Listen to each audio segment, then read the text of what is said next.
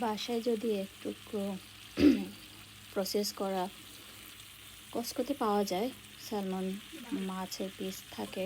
আমি ভিডিওতে দিতে ভুলে গিয়েছিলাম, হঠাৎ করে মনে হলো।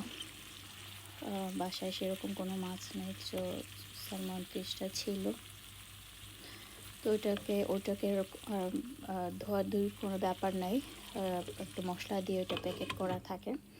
পেঁয়াজ কেটে তেলের মধ্যে মাছটা দিয়ে দিলাম। আমি ভিডিও করতে ভুলে গিয়েছি, এটা প্রথম দিকে পার্টটা। তারপর পেঁয়াজের সাথে ভালো করে ওটাকে ভুনে নিলাম।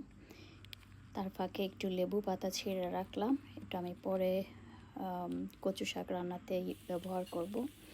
আজকে আসলে আমি আমার বাগানের কচু শাক রান্না করতেছি। তো মাছটা ভালো করে ভুনা হয়ে গেলে আমি কচু শাকটা ছেড়ে দিলাম।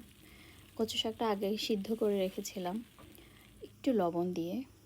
এদিকে একটু রসুন আর শুকনো মরিচ রেডি করে রাখলাম।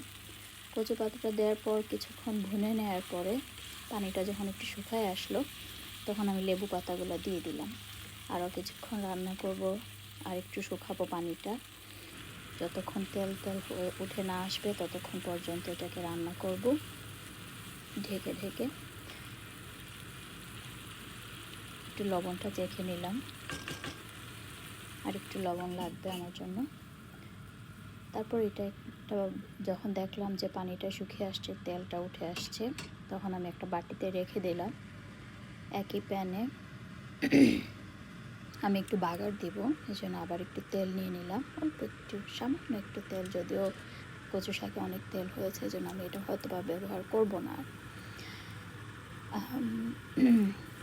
রসুন, শুকনো মরিচ,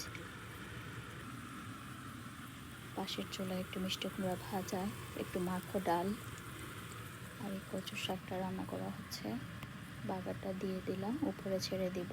আমি তেলটা নিচ্ছি না, কারণ অলরেডি কচু শাকে অনেক তেল হয়ে গেছে। আমি ওই তেলটা হয়তো বা অন্য কিছুতে ব্যবহার করে ফেলবো পরে।